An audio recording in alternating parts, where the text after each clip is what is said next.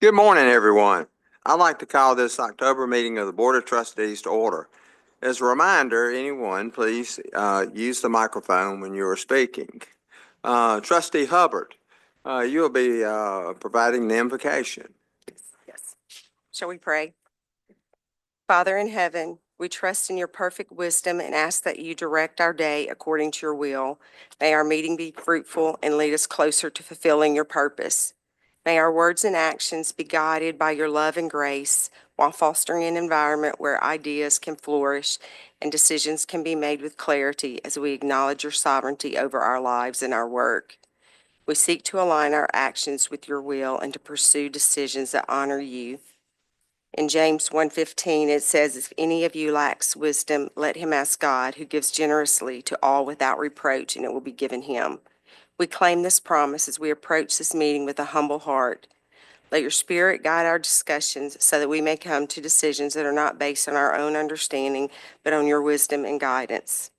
As we share our thoughts and ideas, guide our conversations so that they are filled with grace and respect.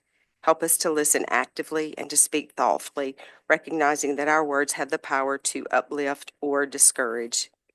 In Psalm 32:8, you promise, I will instruct you and teach you in the way you should go. I will counsel you with my eye upon you. Today, we humbly ask for your instruction as we face various topics on our agenda. Help us to see beyond our immediate concerns and to gain a broader perspective that considers the needs of our institutions. Give us the clarity to recognize what is truly important and the courage to make difficult decisions when necessary. May we be mindful of how our choices affect those we serve. Help us to remain steadfast in our commitment to serve with integrity and compassion. Help us lead with grace and humility. Thank you for being with us always. In your precious name, amen. Amen. Trustee Hubbard, thank you for what a wonderful message. Dr. Rankins, would you like to introduce a new employee? Sure. Thank you, President Martin. Trustees, I would like to introduce Dr. LaToya Reed, the new Director of Enrollment Management and Transfer within the Office of Academic and Student Affairs here at IHL. She comes to us from Jackson State University, where she served as the Director of Veteran and Military Student Support. And based on what I've heard from Dr. Presswood, she's off to a great start and doing a great job, so welcome.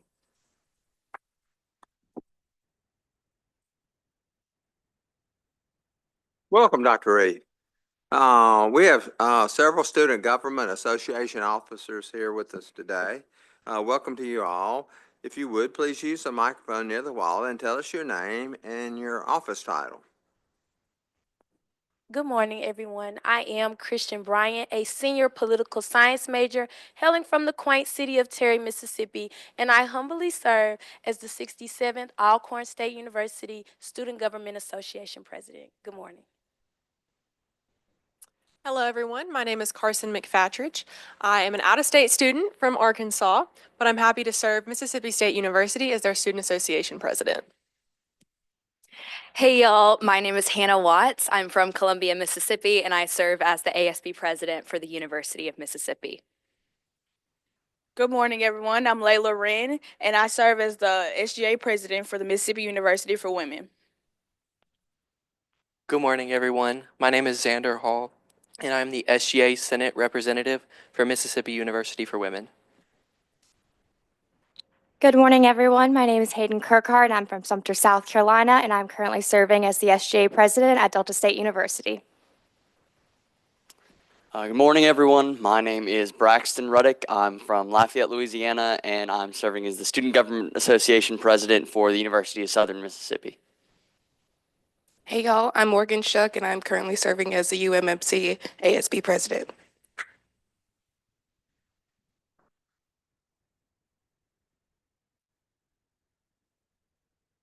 Thank you for all of you joining us today. Regarding the minutes, has everybody reviewed the minutes? If so, is there a motion to approve the minutes? there a second? Any discussion? All in favor, say aye. Any opposed, say nay. Thank you so much. Next are the consent agendas. Are there any items that need to be moved to a regular agenda for consideration? If not, is there a motion to approve the consent agenda? Is there a second? Any discussion? All in favor, say aye. Aye. All opposed, say nay. Thank you. Next is the academic affairs. Dr. Presswood, would you please present the agenda? Thank you, President Martin. The first item on the agenda is request for the establishment of new academic degree programs.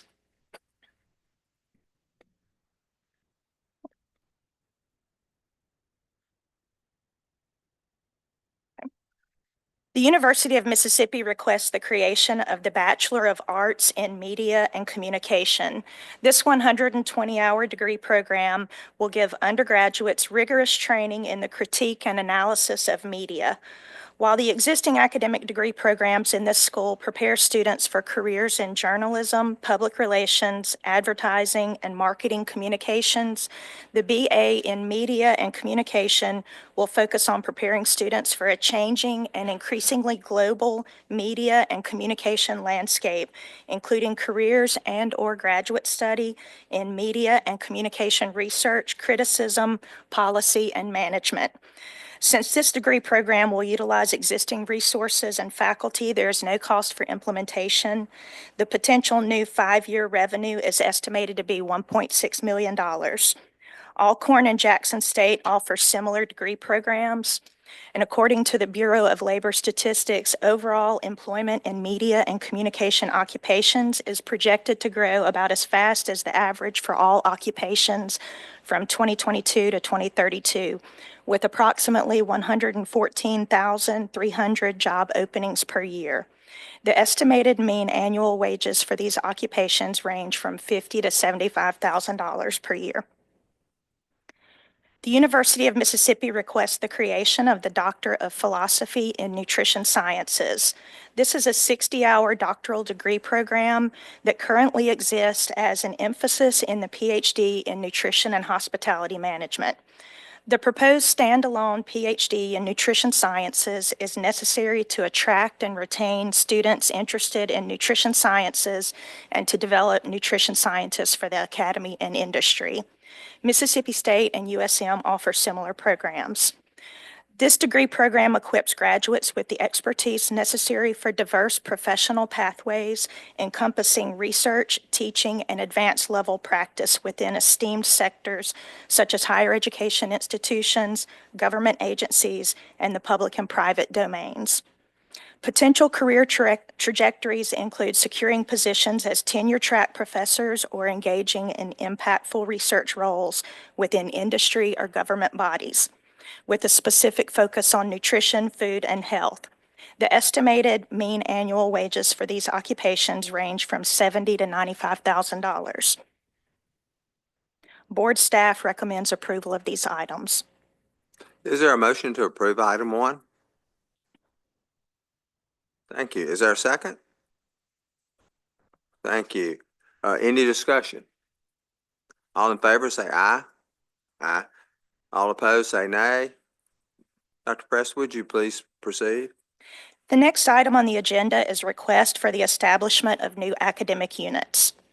The University of Mississippi requests the creation of the Confidential Advocacy, Support, and Education Unit, also known as CASE, to be housed in Student Affairs in the Dean of Students Community of Practice. This unit currently exists as a program. The request to establish a standalone department is to increase visibility and prominence as a key service for students and a referral resource for faculty and staff. The mission of this unit is to provide confidential advocacy to assist students who may have been impacted by interpersonal violence and to serve as a liaison between the university and local resource groups. Confidential advocates are certified campus advocates who provide non-judgmental support and empower students to create an individualized plan for healing. Staff and peer educators also promote awareness through programming and provide education for students, faculty, and staff concerning these topics. The University of Mississippi requests the creation of the Division of Access, Opportunity, and Community Engagement to be housed in Academic Affairs. This unit will offer a minor in Community Engaged Leadership. The new Division of Access, Opportunity, and Community Engagement aims to tackle Mississippi's growing issue of declining high school graduates enrolling in higher education. The University of Mississippi's goal is to better align resources to prioritize student persistence, success, and graduation. To achieve this, UM needs to enhance its focus on expanding access to higher education, particularly for students facing limited resources, minimal family experience with higher education, and other barriers. Also, with an expanded focus on accessibility, this unit would bring together 4 areas not currently coordinated to maximize efficiency and campus support of individuals with disabilities. These 4 areas are the Center for Community Engagement, Center for Inclusion and Cross-Cultural Engagement, Student Disability Services, and Equal Opportunity and Regulatory Compliance. Board staff recommends approval of these items. Thank you. Is there a motion to approve item number 2? Thank you. Is there a second? Thank you. Any discussion? All in favor say aye. Any opposed say nay. Thank you. Thank you, Dr. Presswood. Thank you.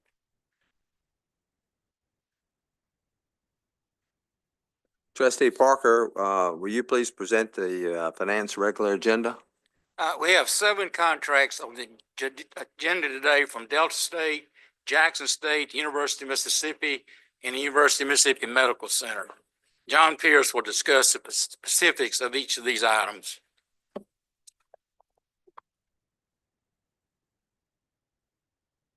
I suggest we take up items 1 through 2 as a group. Bridget, will you let the record reflect that Trustee Ogletree is recusing himself from discussing or voting on items 1 through 4 on the finance regular agenda?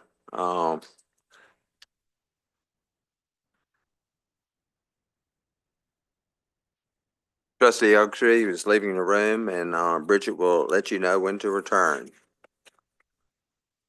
Thank you. Item number 1 is a request from Delta State University to enter into a license and facilities use agreement with the Cleveland School District to house 325 displaced students from their school building. Senate Bills 3006 and 2468 provided $2.5 million to fund the agreement, which we use for space, some construction and maintenance.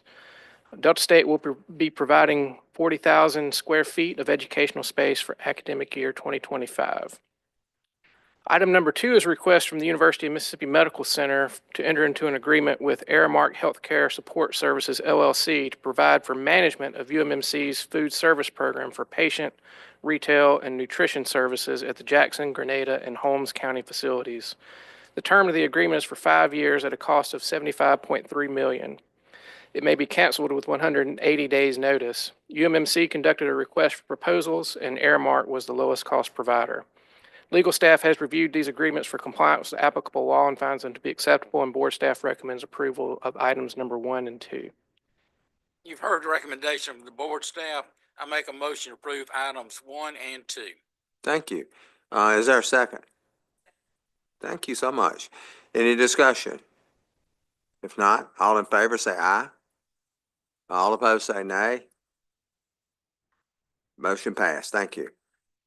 Bridget, will you let the record reflect that Trustee Clark is recusing himself from discussing or voting on items number 3 through 4, 3 and 4, and on the finance regular agenda as is Trustee Ogletree. Trustee Clark, if you'll please leave the room, and Bridget will let you know when to return. Thank you. I suggest we take up 3 and 4 as a group.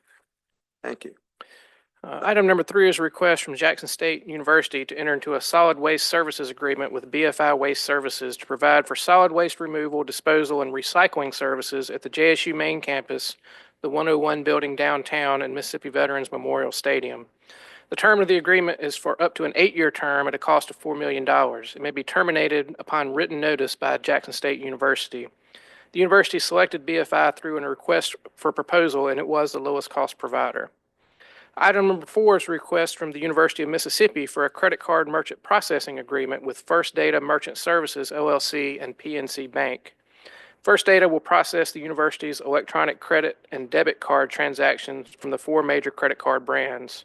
The term of the agreement is for 5 years at a cost not to exceed $3 million. The university may terminate the agreement with 180 days' notice. The university selected First Data through a request for proposals, and it was the lowest cost provider. Legal staff has reviewed these agreements for compliance with applicable law and finds them to be acceptable, and board staff recommends approval of items number 3 and 4. You've heard the recommendation of the board staff. I make a motion to approve items 3 and 4. Thank you. Is there a second? Thank you. Any discussions? If not, all in favor say aye. All opposed say nay. Bridget, please ask Trustee Clark and Ogletree to return to the room.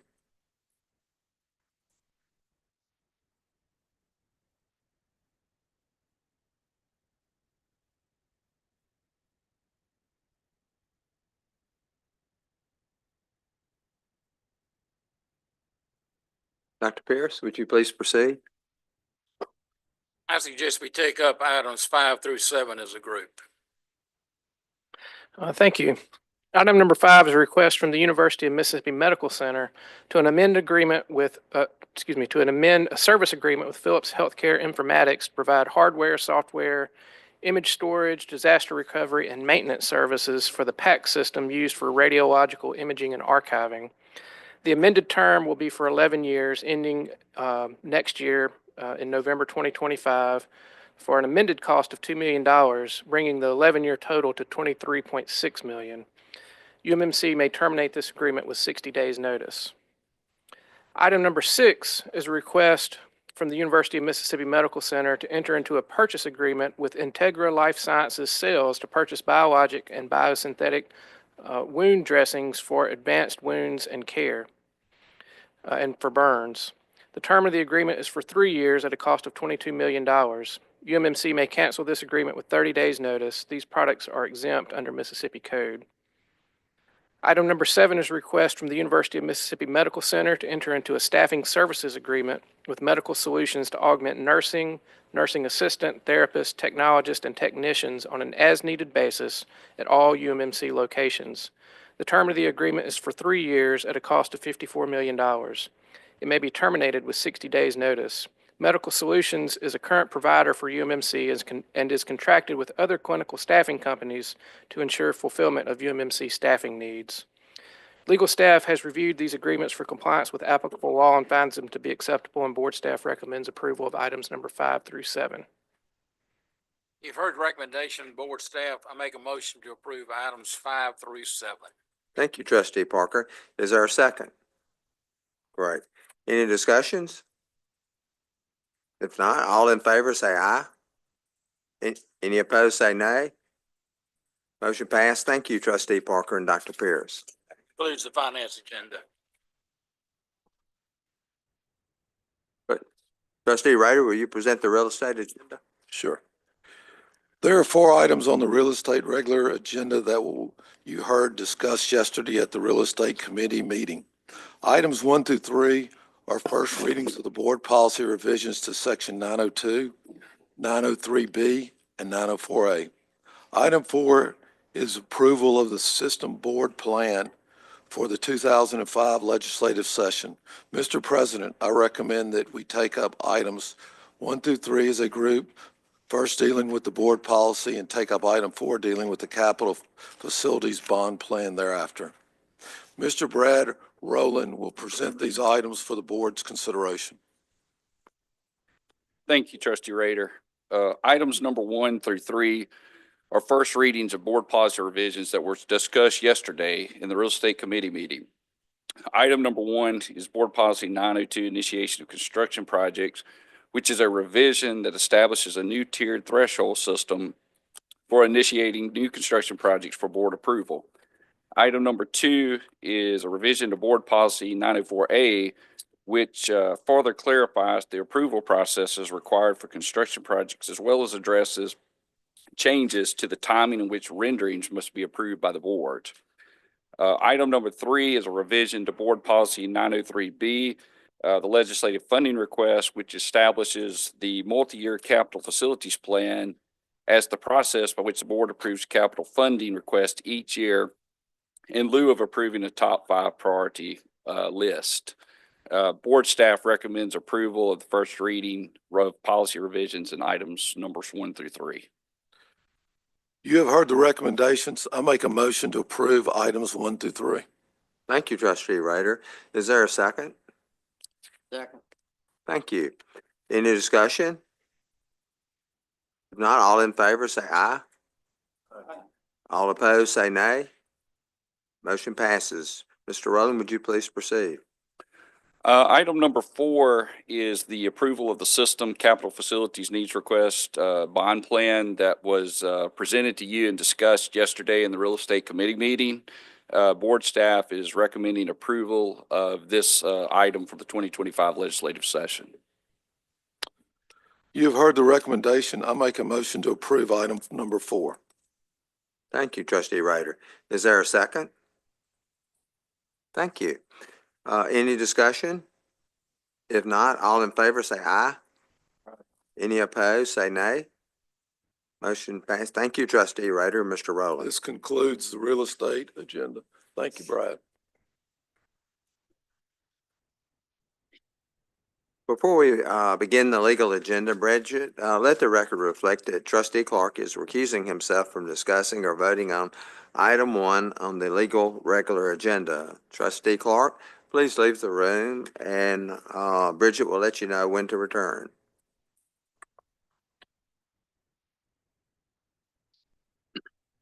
Trustee Ogletree, would you please present the legal regular agenda?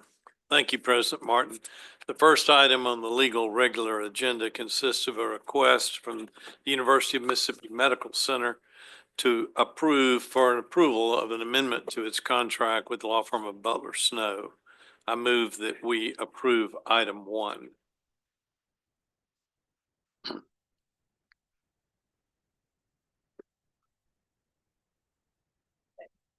Excuse me. Okay. All in favor say aye. Any opposed say nay. Motion passes. Thank you. Bridget, please ask Trustee Clark to return. Also, let the record reflect that Trustee Cummins is recusing herself. It's like musical chairs today, isn't it? From discussing or voting on items number 2 on the legal regular agenda. Trustee Cummins, please leave the room. And Bridget, will you please let her know when to return? Trustee Ogletree, would you please proceed? Items 2 and 3 are requests to approve litigation claim settlements. And since both of these are litigation matters, I move that we move both of them down the agenda to be taken up during an executive session. Any discussion? All in favor say aye. Aye. Any opposed say nay. Bridget, please ask Trustee Cummins to return. And thank you, Trustee Ogletree. Thank you, President Martin. That is all on the Legal Affairs Committee. Thank you. Next is the information agenda. Commissioner Rankins. Thank you, President Martin. Trustees, you have at your seats the 2022-2023 report cards for the IHL universities. These will be presented to the Educational Achievement Council at their next meeting for approval. I would like to highlight some points from the system report cards. Total enrollment for the 2022-2023 academic year, annual enrollment was 86,458 students. New freshmen and transfer students made up about 31% of undergraduates in our system, and first-time freshmen made up about 18%. Our first-time full-time freshman class. Their average ACT score for 2023 across the system was 23.7. In academic year 2023, our university is awarded 19,605 degrees. Of those, 4,567 were in the STEM disciplines. On the student progress side, approximately 80% of students completed 24 credit hours within one academic year. Our overall freshman to sophomore retention rate was 81%, and our universities as a group award about 24 degrees per 100 full-time students enrolled across our system. President Martin, are there any questions from trustees regarding this item or any other item on the information agenda? If not, thank you, Commissioner Rankin. Thank you. Are there additional agenda items that need to be considered today? Is there any other business to discuss? The next meeting, if not, the next meeting will be November 21st at the board office. Is there a motion to close the meeting to determine the need for an executive session? So moved. Is there a second? Any discussion? All in favor say aye. All opposed say nay. Anyone not needed for the executive session should leave the room or disconnect. If you're not an IHL trustee, you're welcome to wait in the lobby. Trustees, please give us a minute to make sure the appropriate participants are connected.